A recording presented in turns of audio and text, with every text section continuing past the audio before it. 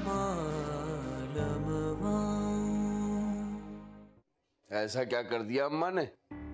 मुसलसल उल्टे सीधे सवाल पूछ के तफ्तीश कर रही है। वो लोग भी क्या सोचते होंगे। सोचना क्या है, हम लड़की वाले हैं, हक बनता है हमारा। जब गैरों के यहाँ रिश्ता तय करते हैं तो हर बात का ध्यान रखना पड़ता है। अम्मा ने वही किया जो अम्मा को करना चाहिए था। हाँ हाँ पूछे, लेकिन इतने कड़े तेवरों के साथ सवाल पूछने की क्या जरूरत थी? अभी 2-4 मुलाकातें तो हो जाने देती। आजकल इतना वक्त किसी के पास नहीं है कि एक ही रिश्ते पे सारा वक्त लगा दे। और वैसे भी मुंह उठा के गैरों के घर बार बार अच्छा भी नहीं लगता जाना। ये क्या आपने गैर गैर की रट लगा रखी है?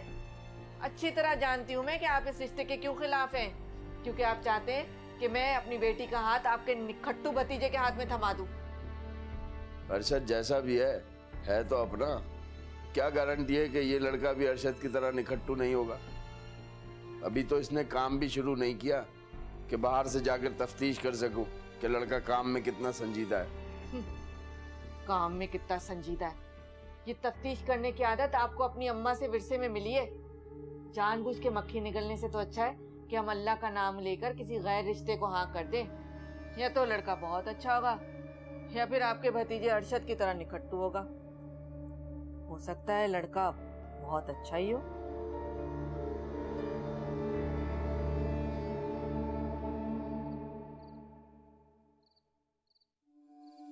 हैं? तुम यहाँ? मैंने तो तुम्हें दुकान पर बैठने का कहा था भाई कि मुझे बाहर कुछ काम है, वहां बैठ जाओ, थोड़ा वक्त गुजार लो, और तुम यहाँ आ गए। वो अब्बा ऐसी ऐसी कुछ तबीयत बिगड़ गई।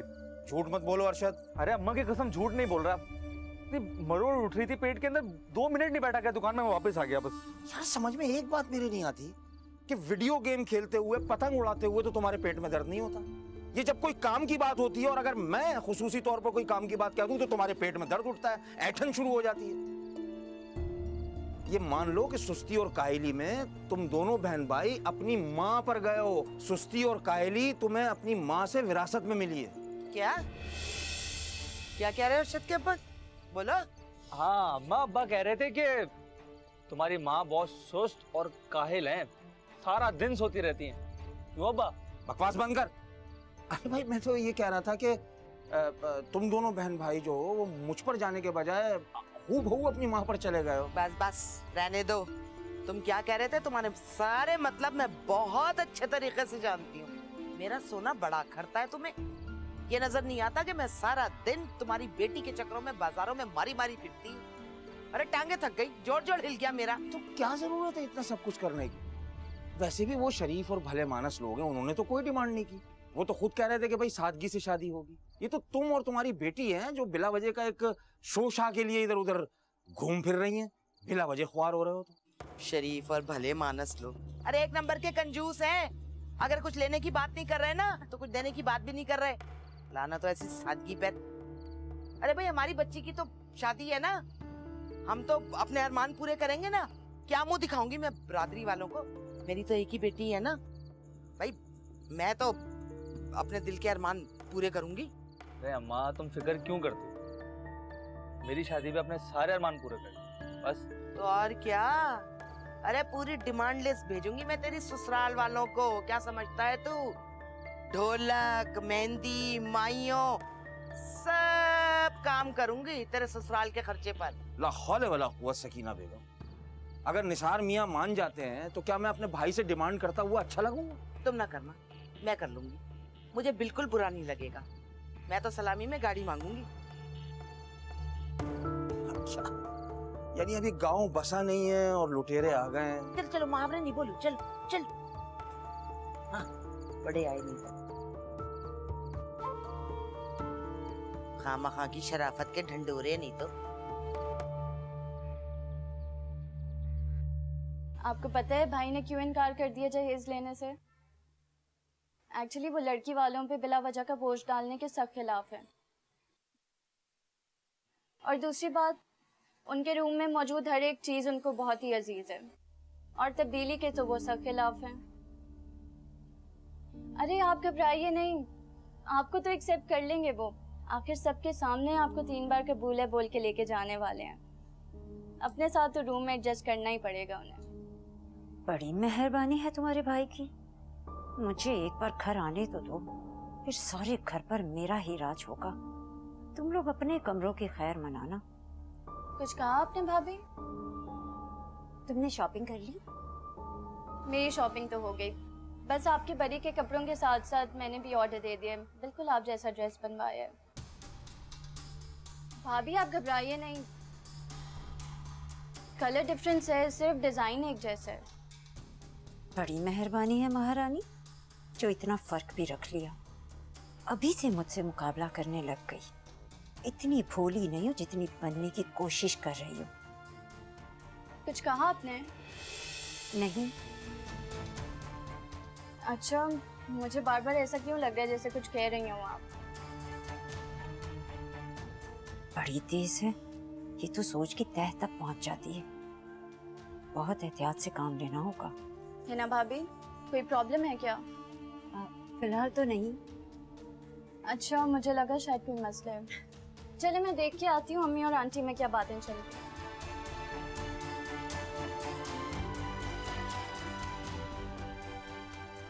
इस वक्त सबसे बड़ा मसला मुझे तुम बन रही हो। मेरी ही शादी मेरे जोड़े जैसा ड्रेस बनवाकर मुझसे ही टक्कर लेने की शुरुआत कर चुकी हो ननद जी।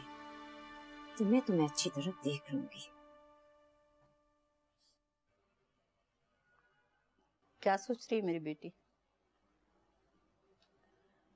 दादी, उस दिन आपको लड़के की माँ कुछ अजीब सी लगी। क्या मतलब? पता नहीं, मैं उन खातून को समझ नहीं पाई। ऐसा लग रहा था कि उनकी हर बात से कुछ और ही मतलब है। वो कहना कुछ और चाह रही हैं और कह कुछ और रही हैं। बेटा, ये लड़कों की माएँ ऐसी ही होती हैं, हर बात बहुत सोच समझ कर करती हैं। अपनी बात से ज्यादा बेटा वो दूसरों की बात सुनकर सोचकर उस पे अमल करती हैं। 100 घरों में जाएंगी तब कहीं जाके एक लड़की पसंद आती है उन्हें। शायद मुझे ज्यादा अजीब लगी, लेकिन उस दिन जब नौमान की अम्मी आई थी ना, वो तो मुझे बहुत अच्छी लगी थी। बहुत सीधी और साफ को औरत लगी थी मुझे। उनसे मिलकर तो मुझे कोई कंफ्यूजन नहीं हुई, बल्कि वो तो बहुत अच्छी लगी थी मुझे। अच्छा, बहुत गहराई में सोचती हो तुम। वैसे तुम बचपन में बेटा बहुत हसास थी, लोगों के छोटे छोटे रवैयों और छोटी छोटी बातों को बहुत देर तक सोचती रहती थी। खुदा बख्शे तुम बिल्कुल अपनी इकलौती फूफी पर गई हो। वो भी बिल्कुल तुम्हारी तरह थी, माशाल्लाह, ज़हीन, सलीक़ेमंद, सलीक़ेशौर और हसास। बस अल्लाह मैंने उनकी किस्मत लिखते हुए बस कुछ कमी रह गई थी। ना तो उस बेचारी को अच्छा ससुराल मिला, ना अच्छा शौहर, और बहुत जल्द अल्लाह को प्यारी हो गई। वैसे मेरी तो ये दुआ है कि अल्लाह तुम्हें हमेशा खुश रखे, तुम्हारी आने वाली जिंदगी खुशियों से भरी हो, और जो लड़का तुम्हारी किस्मत में है वो तुम्हारी कदर करे, तुमसे बहुत प्यार करे।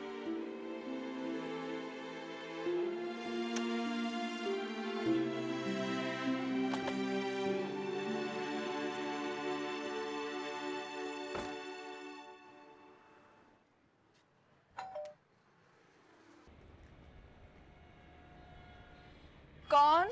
अजी मैं नुमान।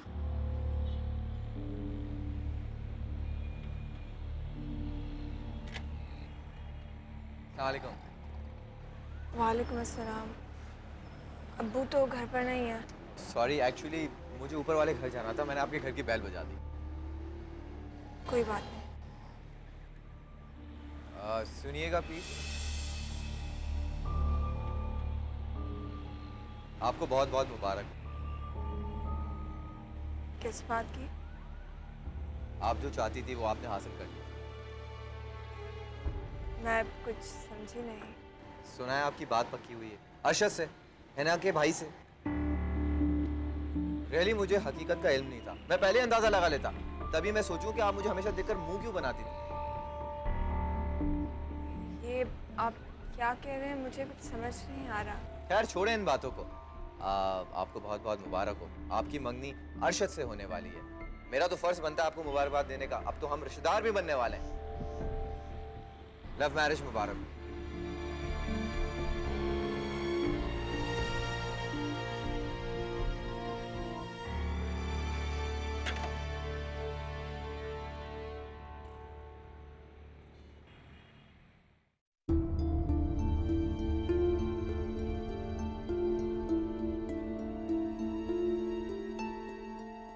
आपको बहुत बहुत मुबारक। आप जो चाहती थी वो आपने हासिल कर लिया।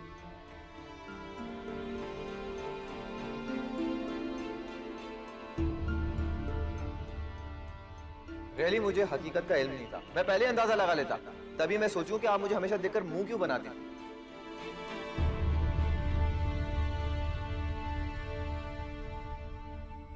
ए हिना, भाई तेरी सास तो बड़ी खतरनाक घाघ औरत है। 1 मिनट में पहचान गई कि हमने खाना बाहर से मंगवाया, किसी चीज को हाथ ना लगाया उसने। अम्मी माँ नहीं, बेटी भी बहुत तेज है अम्मी। उन माँ बेटियों को तो मैं देख ही लूंगी, लेकिन फिलहाल ना मुझे नुमान के इरादे ठीक नहीं लग रहे। क्यों? कुछ कहा क्या उसने तुझसे?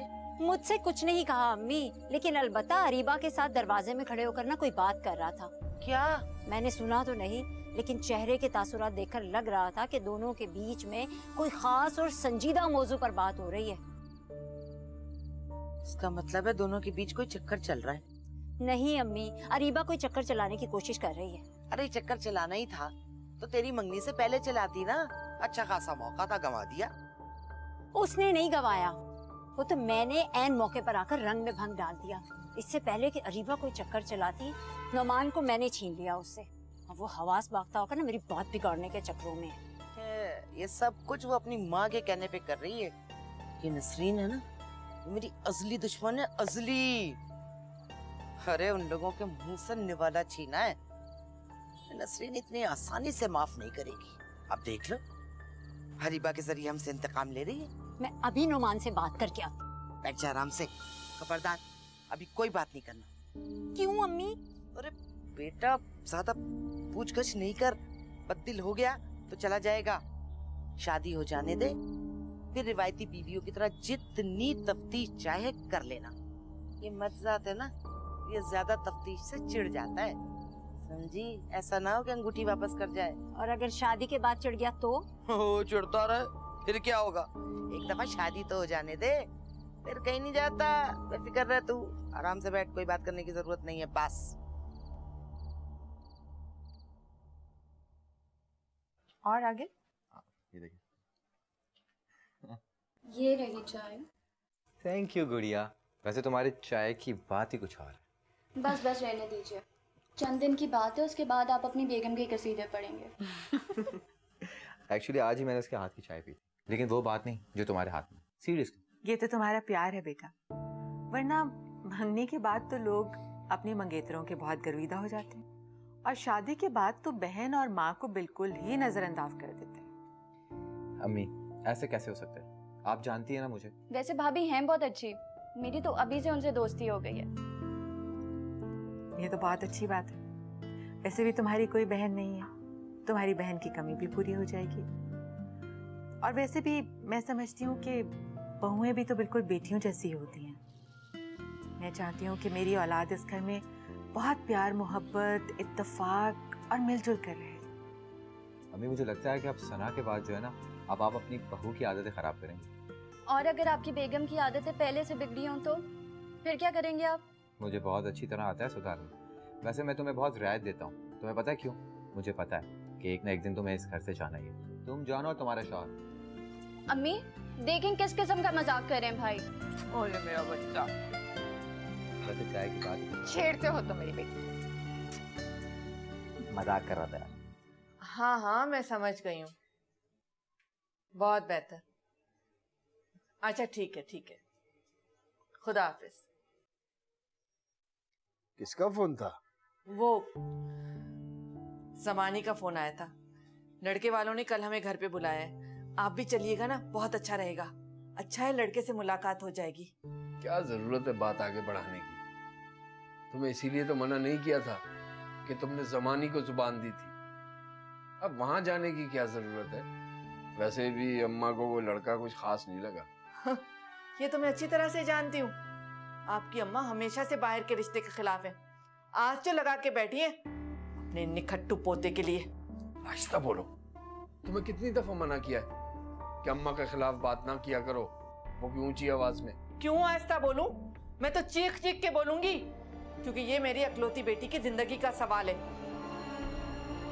एक बात कान खोल के सुन ले, मैं अपनी जिंदगी में कभी भी अरशद के साथ अरीबा की शादी नहीं होने दूंगी, चाहे सारी जिंदगी मुझे अरीबा को कुंवारा क्यों नहीं बिठाना पड़े। जिद, तुम्हारी जिद ने हमें कहीं का न छोड़ा। अरे नेक वक्त, अरशद सिर्फ सकीना का ही नहीं, मेरे भाई का बेटा भी तो है। अच्छा, तो आपके भाई कौन सा आपके साथ मुखलिस है? अम्मा को हमारे सर पे फेंक के खुद तो अपनी बीवी बच्चों के साथ ऐश की जिंदगी गुजारे, और हमें क्या मिला? आपकी अम्मा की जिम्मेदारियां और उनकी दवाइयों के खर्चे। खबरदार, जो तुमने अम्मा के खर्चे गिनवाए, एक गैर लड़के के लिए तुम मुझे मेरी माँ के ताने दे रही हो। मैं अरीबा से बात करूंगा, उसकी मर्जी के बगैर हम बात आगे नहीं बढ़ाएंगे। वैसे भी उसने अम्मा से यही कहा है कि लड़के की माँ उसे पसंद नहीं आई। सब मालूम है मुझे, आपने और आपकी अम्मा ने मेरी बेटी को बरगलाकर अपनी तरफ मिला लिया है। अच्छी तरह जानती हूं मैं कि उसका जवाब क्या होगा। जो भी होगा हम उसकी बात मानेंगे।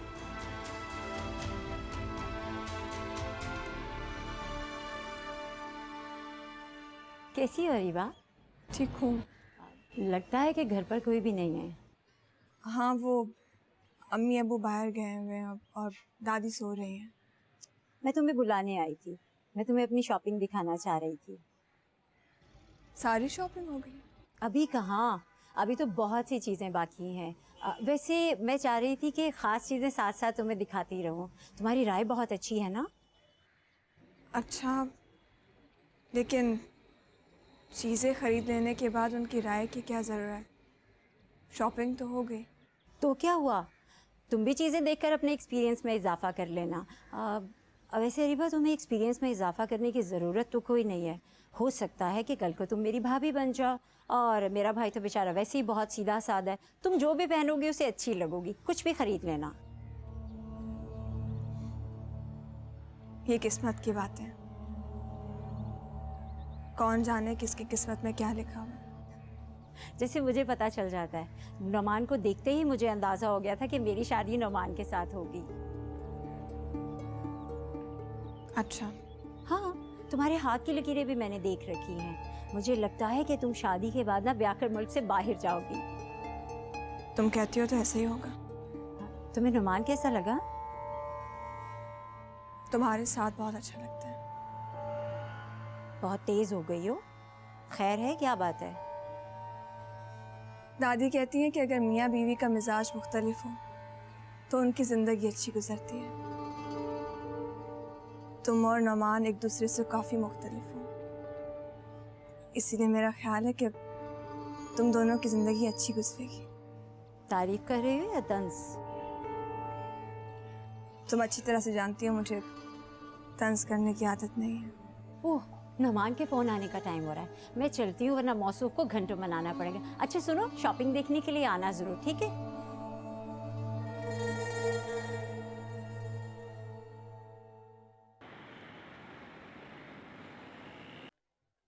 अबू, मैं अर्शद से शादी नहीं करूंगी।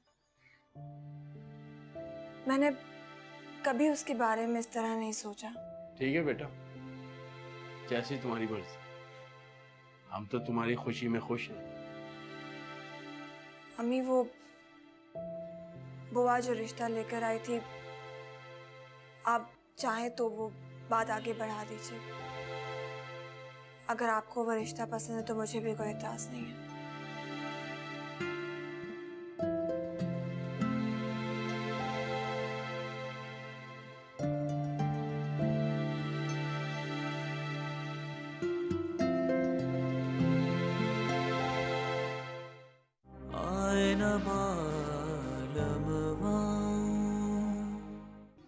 चाची जान, किस चीज़ की मिठाई है? अरीबा की बात पक्की हो गई है। माशाल्लाह लड़का बहुत जल्द दुबई जाने वाला है। अल्लाह का लाख लाख शुक्र है, ससुराल वाले बहुत अच्छे हैं अरीबा के। ये आपकी बेइज्जती है, मेरे बच्चे की बेइज्जती है। कसम खुदा का, सगे भतीजे पर गैर लड़के को फौकियत दी आपके भाई ने। अरे मैंने तो लंदन का वीजा अरीबा के लिए अप्लाई किया था, क्योंकि चची जान को एक ख्वाहिश है कि उनकी बेटी ब्याह कर बाहर जाए। क्या फायदा हुआ इतनी ख्वारी का?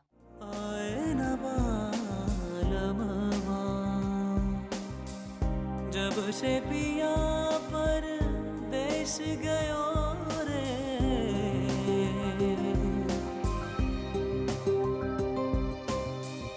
जब से पिया परदेस गयो